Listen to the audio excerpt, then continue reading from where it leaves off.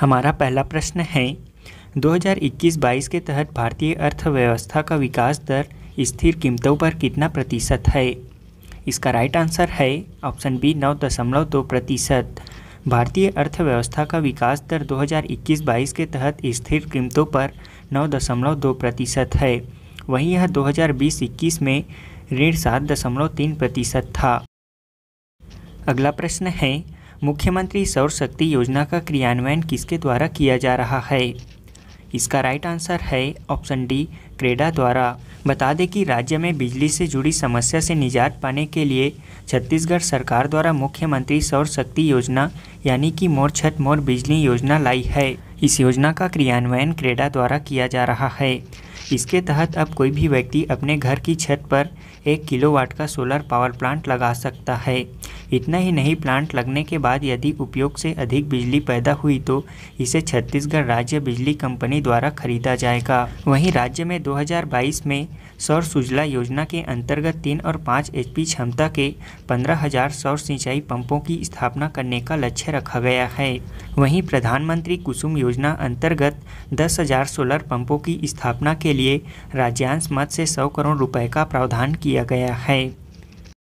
अगला प्रश्न है छत्तीसगढ़ सरकार द्वारा कोदो कुटकी को कितने रुपए प्रति क्विंटल की दर से समर्थन मूल्य पर खरीदी जा रही है। इसका राइट आंसर है ऑप्शन सी 3,000 रुपये। बता दें कि छत्तीसगढ़ सरकार द्वारा कोदो कुटकी को 3,000 रुपये प्रति क्विंटल और रागी को 3,377 रुपये प्रति क्विंटल की समर्थन मूल्य पर खरीदी जा रही है।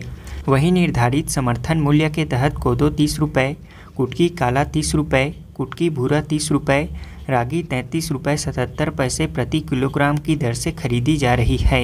राज्य में समर्थन मूल्य पर कोदो कुटकी और रागी फसलों की खरीदी किए जाने की निर्धारित तिथि 1 दिसंबर 2021 से 31 जनवरी 2022 तक थी, जिसे 15 फरवरी 2022 तक बढ़ा दिया गया था।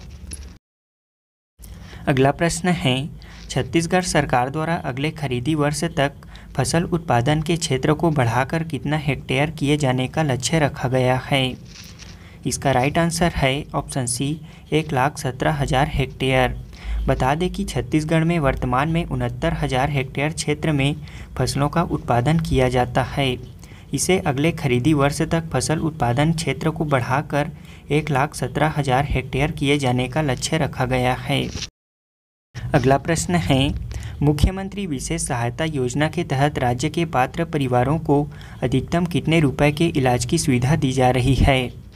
इसका राइट आंसर है ऑप्शन बी 20 लाख रुपए। मुख्यमंत्री विशेष सहायता योजना के तहत राज्य के पात्र परिवारों को अधिकतम 20 लाख रुपए तक के इलाज की सुविधा दी जा रही है। बता दें कि मुख्यमंत्री विशेष सहायता योजना जनवरी 2020 में लागू की गई थी। इस योजना को चिन्हित दुर्लभ बीमारियों के इलाज में होने वाले व्यय से बचने के लिए किया गया था। यह योजना संजीवनी सहायता कोष योजना का विस्तार है। इस योजना में प्राथमिक और अंत्योदय राशन कार्डधारी पात्र होंगे।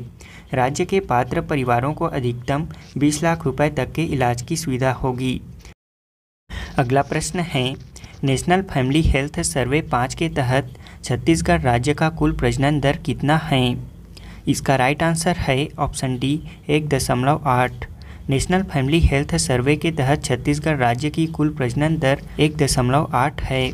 वहीं राज्य के शहरी क्षेत्रों में प्रजनन दर 1.4%, जबकि ग्रामीण क्षेत्रों में 1.9% है। अगला प्रश्न है पौनी पसारी योजना के तहत कितने प्रतिशत सीट महिलाओं के लिए आरक्षित किए गए हैं। इसका राइट आंसर है ऑप्शन बी 50%। बता दें कि पौनी पसारी योजना का शुभारंभ 20 दिसंबर 2020 को किया गया था।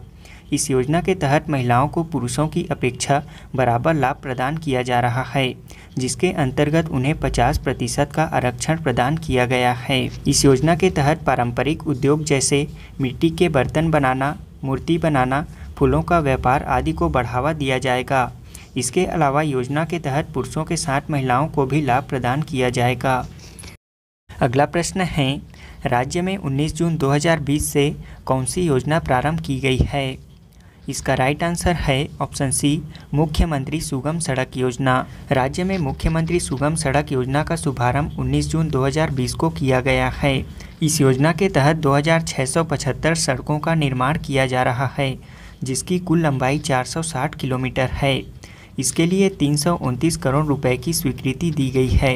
इस योजना के तहत एडीबी प्रोजेक्ट सहित यह निर्माण 2022-23 तक पूरा करने का लक्ष्य रखा गया है।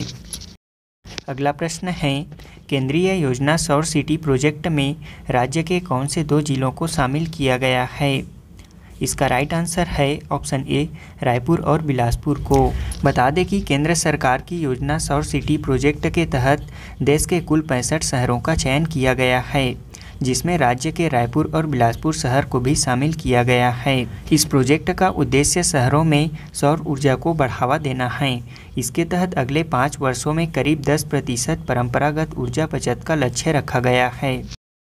अगला प्रश्न है, मुख्यमंत्री निर्माण श्रमिक मृत्यु एवं दिव्यांग सहायता योजना कब प्रारंभ किया गया था?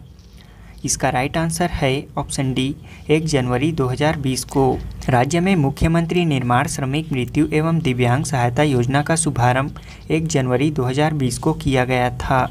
इस योजना में 18 से 60 आयु वर्ग के निर्माण एवं असंगठित क्षेत्र के 36 लाख पंजीकृत श्रमिक शामिल हैं।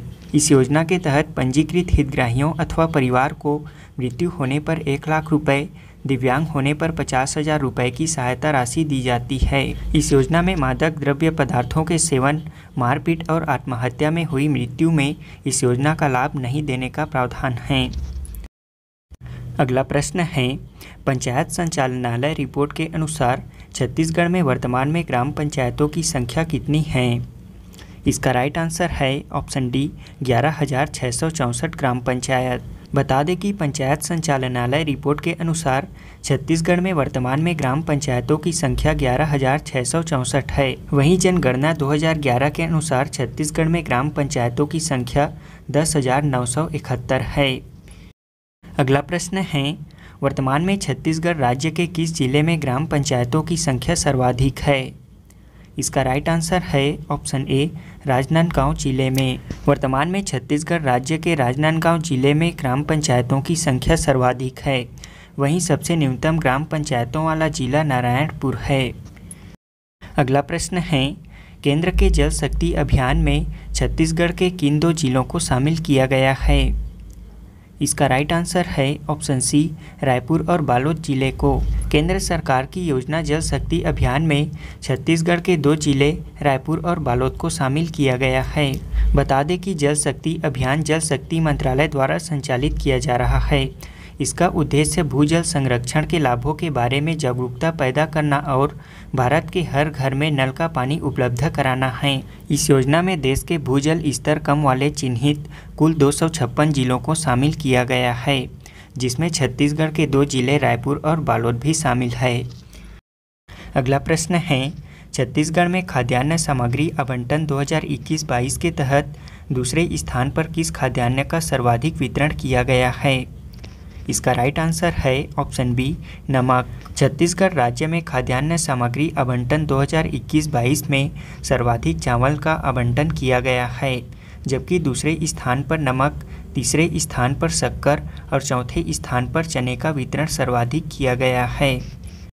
अगला प्रश्न है, बजट 2022-23 के तहत स्वच्छ भारत मिशन ग्रामीण अंतर्गत छत्तीसगढ़ के कितने ग्राम पंचायतों में बायोगैस संयंत्र स्थापना करने का लक्ष्य रखा गया है?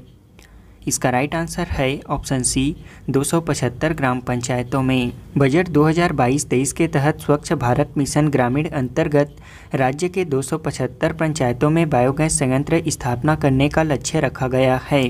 इसके साथ ही राज्य के 3082 ग्रामों में ठोस एवं तरल अपशिष्ट प्रबंधन संयंत्र की स्थापना भी की जाएगी। इस योजना के लिए कुल 500 करोड़ रुपए का प्रावधान किया गया है। अगला प्रश्न है, राष्ट्रीय ग्रामीण आजीविका मिशन बिहान का शुभारंभ कब किया गया था? इसका राइट आंसर है ऑप्शन सी, 1 अप्रैल 2013 को। राज्य में राष्ट्रीय ग्रामीण आजीविका मिशन बिहान का शुभारंभ 1 अप्रैल 2013 से किया गया है। इस योजना का पूर्व नाम स्वर्ण जयंती ग्राम स्वरोजगार योजना था। अगला प्रश्न है, बस्तर संभाग में कौशल विकास प्रशिक्षण के अंतर्गत अपैरल ट्रेनिंग डिज़ाइन सेंटर किस जिले में स्थापित किया गया है? इसका राइट आंसर है ऑप्शन बी, सुकमा जिले में। बस्तर संभाग में कौशल विकास प्रशिक्षण के अंतर्गत apparel training and design centre Sukma जिले में स्थापित किया गया है। अगला प्रश्न है, छत्तीसगढ़ बजट 2021-22 में मनरेगा हेतु कितने रुपए की राशि आवंटित की गई है? इसका राइट आंसर है 1702 करोड़ रुपए की। छत्तीसगढ़ राज्य की बजट 2021-22 में मनरेगा के लिए 1702 करोड़ रुपए की राशि आवंटित की गई है। बता दें कि छत्तीसगढ़ राज्य में मनरेगा योजना 11 जिलों में 2 फरवरी 2006 से प्रारंभ किया गया था, जबकि राज्य के सभी जिलों में 1 अप्रैल 2008 से प्रारंभ किया गया। इस योजना के अंतर्गत सामग्री व्यय का अनुपात 60:40 है। वहीं इस योजना में महिलाओं की भागीदारी 52% है और इसकी वर्तमान मजदूरी दर 204 रुपये है। अगला प्रश्न है, छत्तीसगढ़ राज्य के बजट 2022-23 के मुख्य 10 विभागों में विभागवार बजट प्रावधान किस क्षेत्र में सर्वाधिक है? इसका राइट आंसर है ऑप्शन सी, स्कूल शिक्षा। छत्तीसगढ़ राज्य के बजट 2022-23 के मुख्य 10 विभागों में विभागवार बजट का प्रावधान स्कूल शिक्षा के क्षेत्र में सर्वाधिक है, जो कि 16,522 करोड़ रुपए है और इसके बाद क्रमशः agriculture, panchayat and rural development और पब्लिक वर्क पे है। अगला प्रश्न है, प्रदेश में महात्मा गांधी ग्रामीण उद्योग पार्क की स्थापना के लिए बजट में कितने करोड़ का प्रावधान किया गया है? इसका राइट आंसर है ऑप्शन सी, 600 करोड़ रुपए।